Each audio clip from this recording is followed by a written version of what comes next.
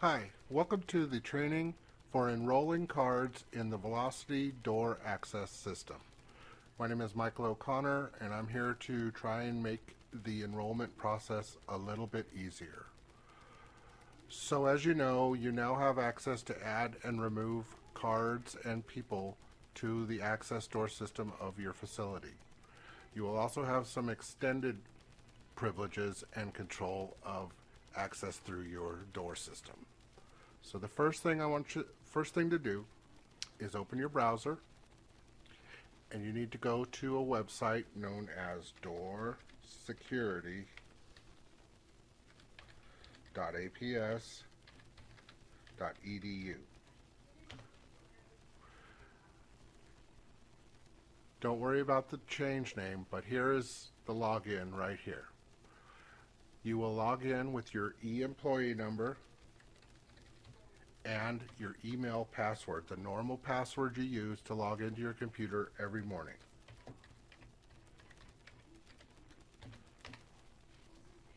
Now bear in mind, I will see a lot more functionality with my profile than yours. In your profile, you will only see these commands for your school, and these commands are for locking down your school with all doors that are attached to the door control system. And all you have to do is execute it, and all the doors will now be locked and no one can get in the door, even with a card. And that means that if there's an issue at one end of the school and someone on the other side tries to get in and they scan their card, they will not be granted access to the building. That's a good thing to set up as your home page, and to do that you would go to your employee number and settings, and you want to make your landing page device control. Here are the selections. You can use enrollment, but I recommend device control because the best thing in a rushed situation is to be able to get to where you need to be first. If you're just enrolling cards, then it's not a big deal because you can just go to enrollment. And when you get to enrollment, here's how you do it. You will see up on the top left, you will see your school here. We're going to let's use Hodges. They're the newest. They have the shortest amount of people.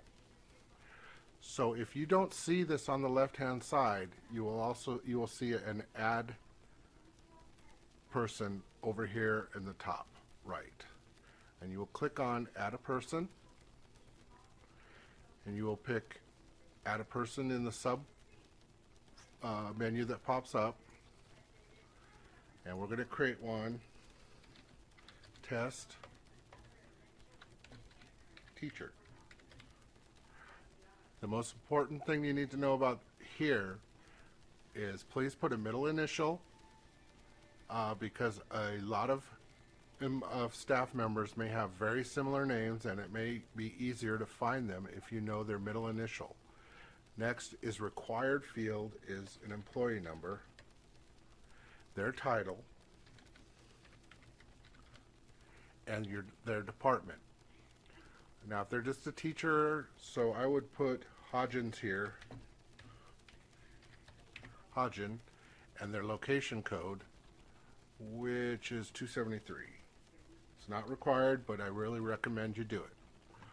After you've got at least the basic information here, meaning these three, you can apply changes. Now we've created that person and they show up in your list of people or of staff. The next thing you do here is you're going to add a credential. Now when adding a credential, there is two major parts of that credential. So let's get started with that. Click on add a credential. The little sub menu pops up. If you have one that's named after your school, use it, but you can always use add a credential, and you will see this window here. This is where the definition of the card that they are going to be using is made. In the data field, you will use your 3-digit facility code which was provided to you when your cards were issued. Most of them are 218, 219. The most recent ones are 111. The next important thing is that you have a space between the next 5 digits. And the next 5 digits will come from the card that you are actually issuing them. And if you look at the card, you will see a big long number with a space followed by a 5-digit number, or you may see a 5-digit number with a space followed by a very long, complicated number. The 5 digits, be it in front or in back, are the numbers you are trying to you need to use to enroll the card.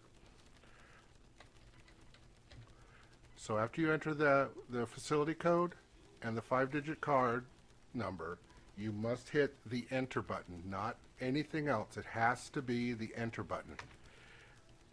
The system will generate what's called a match code. Now this is the secret encrypted number that relates the card you're issuing to the person who we created in the previous steps. And that is what the door controller looks at to ask, is this person allowed in here? Yes or no? And at what time? Now that you've established your match code by entering your facility code and the 5-digit number off the card, the part 2 is to give them permissions where they can go in based on door groups, which are also dictated by time frame. Next you would click Functions, and nothing else matters. The door group is all that matters. You click this and you will see a shorter list than I have of allowed doors for your facility. So in this case, we're going to add this teacher to the standard staff of Monday through Sunday, 6 a.m. to 8 p.m. And you click it. It seems like it goes away, but no, it showed up here. Now they have access to that door, to all the doors in this group based on this time. Click Apply Changes. As you see, test teacher now has door access, and if you need to look at it again, you can look at their function and remember that they have Monday through Sunday, 6 to 8 o'clock. Apply changes, and the card is enrolled. They now have access as you need. Now let's talk about if someone was to lose their card. They call you and say, hi, I lost my card at the airport, or I lost it at the park running. You would look them up, find their card, and you would look for this little gearbox. And if you do the drop down, you have the option of disabling the card until they find it, or if you need to reissue a card, you would delete it,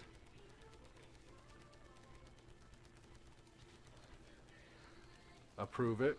Now the card has gone away. You know they lost it. Now you're going to have to reissue a new card. Again, we go through the credential adding. Add a credential.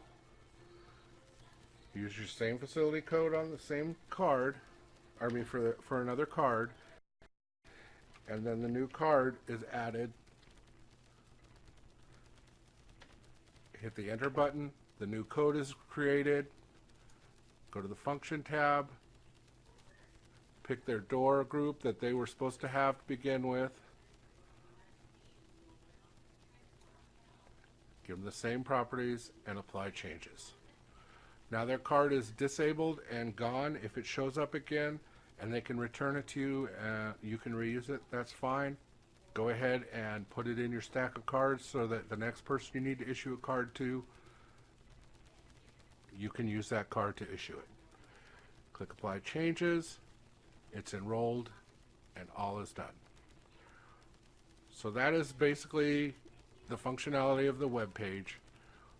You can enroll people, you can disable cards, you can delete cards, and you can do a lockdown on your school. Any other issues with your doors non-functioning, anything that you come up with, please call the help desk at 830-8080. Put in a ticket. We have a category just for doors, and I will get to you as soon as possible. And if you run across something that is absolutely critical, feel free to call me at 259-9993. Thank you for watching this video. I hope it helps. Keep it around because it can become a very good reference when you don't do this for a while and you need a refresher on how to re-enroll someone.